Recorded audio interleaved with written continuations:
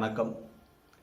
பேச்சுரிமை சேனலோடு இணைந்து பயணித்துக் கொண்டிருக்கின்ற நண்பர்கள் அனைவருக்கும் வணக்கம். அதாவது ஆலையில்லா ஊருக்கு இலுப்பைப்பூ சர்க்கரைங்கிறது மாதிரி வேற ஆள் கிடைக்கலைன்னா, நியூஸ் கிடைக்கலைன்னா அண்ணாமலையை பார்த்து நியூஸ் எடுத்து போடுவாங்க. அண்ணாமலை ஒரு நியூஸ் மேக்கர், அவ்வளவுதான். நியூஸ் கிடைக்கலைன்னா அவர் நியூஸ் எடுத்து போட்டு பார்க்க வைக்கிறதானே ஒழிய அவர் பெரிய கூட்டத்தை கவர்கின்ற, கூட்டத்தை இழுக்கின்ற தலைவர் என்று அவராக கற்பனை செய்து கொண்டிருக்கிறார். அதெல்லாம் பொய் என்று நிரூபித்திருக்கிறது கமலுக்கு மதுரையிலே கூடிய கூட்டம். நோட்டீஸ் கொடுத்திருக்காங்க.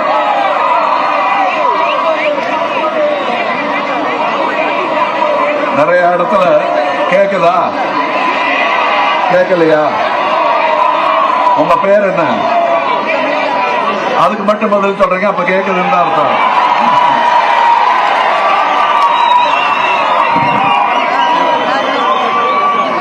ஆக இங்க நோட்டீஸ் அடிச்சு கொடுத்திருந்தாங்க, நம்மவர் வருகிறார், நல்லவர் வருகிறார்னு. அந்த நல்லவர்கிற பட்டம் ஒரு ஆள் இடத்துன்னு எடுத்துக்க முடியாது. இவரும் நம்மவர் தான், இவரும் நல்லவர் தான். ஆமாம், கள்ளழகரை பார்க்க மதுரை மக்கள் திரண்டு வருவதைப் போல கமலஹாசனை பார்க்க மதுரை மக்கள் வெள்ளமன திரண்டு சாலை எங்கிலும் இரண்டு பேர்களும் கமலை பார்ப்பதற்காக கூடி நின்றார்கள். கமல் பேசிய பேச்சு, குறிப்பாக கமல் மதுரையிலே போட்டியிடுகின்ற மார்க்சிஸ்ட் கம்யூனிஸ்ட் கட்சியினுடைய வேட்பாளர் தோழர், தற்போதைய நாடாளுமன்ற உறுப்பினராக தொடர்ந்து கொண்டிருக்கின்ற சு. வெங்கடேசன் எம்பி அவர்களை அவர் ஆதரித்து பேசியிருக்கிறார். மதுரை கிழக்கு, மதுரை மத்திய தொகுதி, இன்னும் மேலூர் வரைக்கும் வருவதற்கு, கமலஹாசனை பார்ப்பதற்கு மக்களுக்கு வாய்ப்பு இருக்கிறது. பார்ப்பதற்கல்ல, அவருடைய பேச்சை கேட்பதற்கு. ஒவ்வொரு இடத்திலும் நிறுத்தி நிதானமாக கமல் பேசிக்கொண்டு வருகிறார். மேலூருக்கு வருவார் என்று மக்கள் ஆவலோடு காத்திருக்கிறார்கள். அவரை நடிகராக, கமலஹாசனை நடிகராக பார்க்கிறார்களா என்றால் அது என்னை பொறுத்தவரை இப்போது நடிகராக இல்லை, ஒரு தலைவராகத்தான் பார்க்குறாங்க. ஏன்னா நடிகர்கள் மலிந்து கிடக்கின்ற தமிழகம் இது. தமிழகத்திலும் ஆந்திராவிலும் தான் அளவுக்கு அதிகமான நடிகர்கள், நடிகைகள். யாரப்பாரு நடிக்கிறதுக்கு தான் ஓடிட்டு வந்து மதுரையில் அலைகிறாங்க. இன்றைக்கு தேதிக்கு நடிகர்களை கணக்கிட்டாலே அது 100ஐ தாண்டும் கதாநாயகர்கள். ஆகவே கமல் மீது, கமலை ஒரு நடிகரை பார்க்க வேண்டும் என்று திரண்டு வருகின்ற கூட்டம் அல்ல, கமல் ஒரு அரசியல் தலைவராக பரிணமித்து விட்டார். இன்றைய காலகட்டம் என்பது அப்படி. சர்வாதிகாரத்தை, பொய்யை, பித்தலாட்டத்தை, பொய் சொல்லிக் கொண்டு திரிகின்ற ஒரு கட்சியை எதிர்க்கின்ற ஒரு அணியிலே தன்னை இணைத்து கொண்டு வேறு எதற்கும் ஆசைப்படவில்லை. தமிழகம் முழுவதும் சுற்றி சுழன்று சூறாவளியாக சுழற்றி அடித்து வருகின்ற கமல் ஒரு சுனாமியாக தெரிகிறார் மற்ற கட்சிகளுக்கு, எதிர்கட்சிகளுக்கு என்றுதான் சொல்ல வேண்டும். அப்படி நேற்றைக்கு மிகப்பெரிய கூட்டம் கூடியிருக்கிறது கமலஹாசன் அவர்களை பார்ப்பதற்கு. சும்மா சிம்பிளாக தான் வர்றார் அவர், தாடி மீசையோட. கமலஹாசன் அந்த கெட்டப்பில் தான் வந்து கொண்டிருக்கிறார். நேற்று பேசிய பேச்சு மிக அற்புதமாக, யதார்த்தமாக மதுரை மக்களுடைய மனநிலையை எடுத்து அவர் பேசினார். அதிலும் குறிப்பாக வெங்கடேசன் எம்பிக்காக அவர் ஒரு செங்கல்லை எடுத்து காட்டி கட்டாத கட்டிடத்தையும் தள்ளாட வைத்தவர்.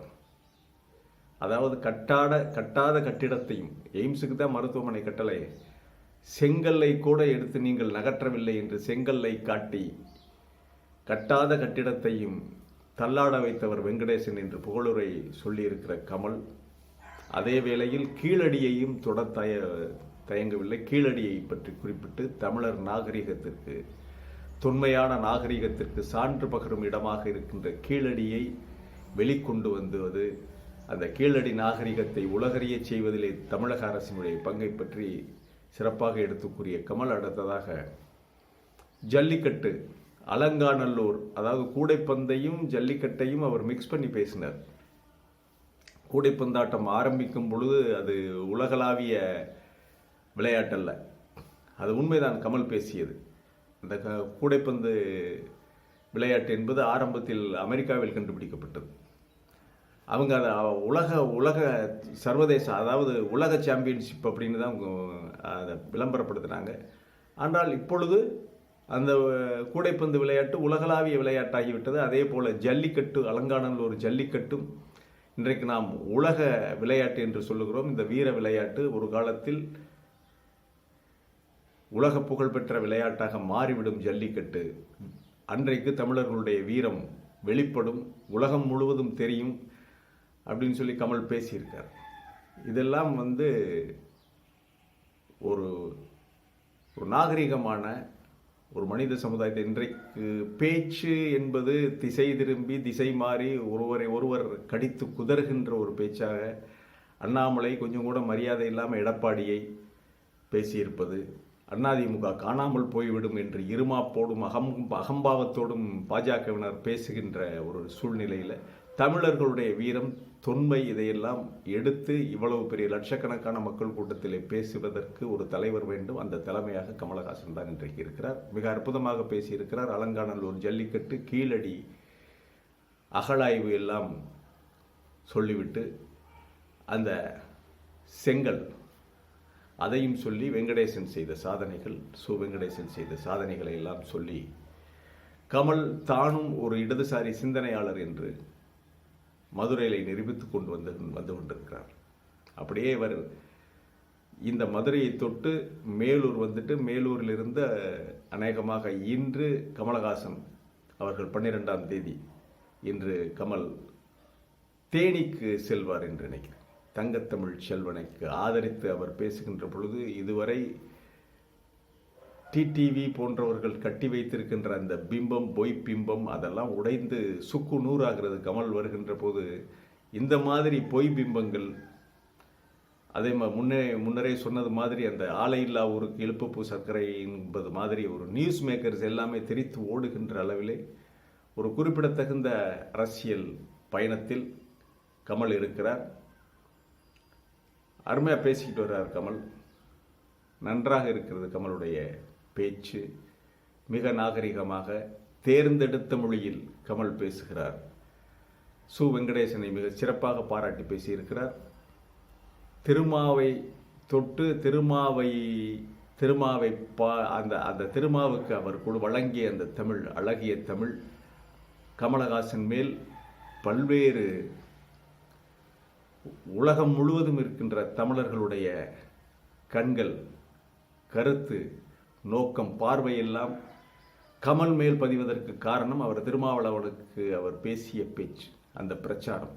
அதுதான் இன்றைக்கு நாம் கமலை தொடர்ந்து கண்காணிக்க, கமல் செல்லுகின்ற அந்த பிரச்சாரத்தை நாம் அதை குறிப்பெடுக்கின்ற, அதை கவனிக்கின்ற அளவிற்கு ஒரு தாக்கத்தை ஏற்படுத்தியது அந்த சிதம்பரம் கூட்டம்.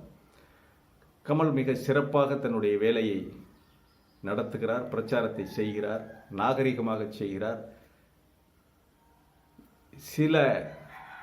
சிற்சில தடைகள் இருந்தாலும் அந்த தடைகள் எல்லாம் கமல் வந்ததோடு தகர்ந்து விட்டது என்றுதான் சொல்ல வேண்டும். இந்த மதுரையில் கடந்த நாடாளுமன்ற தேர்தலில் கமலுடைய மக்கள் நீதி மையம் வாங்கிய வாக்குகள் 85,000க்கு மேல், 85,000க்கு சொச்சம் வாக்குகள் வாங்கி இருக்கிறது. நிச்சயம் கமலுக்காக அந்த வாக்குகள் 1,00,000க்கு மேல் தாண்டும். இதெல்லாம் வெங்கடேசனுக்கு சேர்கின்ற பொழுது வெங்கடேசன் எம்பி அவர்கள் எளிதாக வெற்றி கோட்டை தொட்டு விடுவார் என்றுதான் சொல்ல வேண்டும். மீண்டும் ஒரு காணொலியிலே உங்களை சந்திக்கிறேன். இது வாய்ஸ் ஆஃப் தமிழ் வழங்கும் பேச்சுரிமை சேனலுக்கு மறக்காமல் சப்ஸ்கிரைப் பண்ணுங்க, பெல் பட்டனை அழுத்துங்கள், கமெண்ட் செய்யுங்கள், ஷேர் செய்யுங்கள், பிடித்திருந்தால் லைக் செய்யுங்கள். நன்றி, வணக்கம்.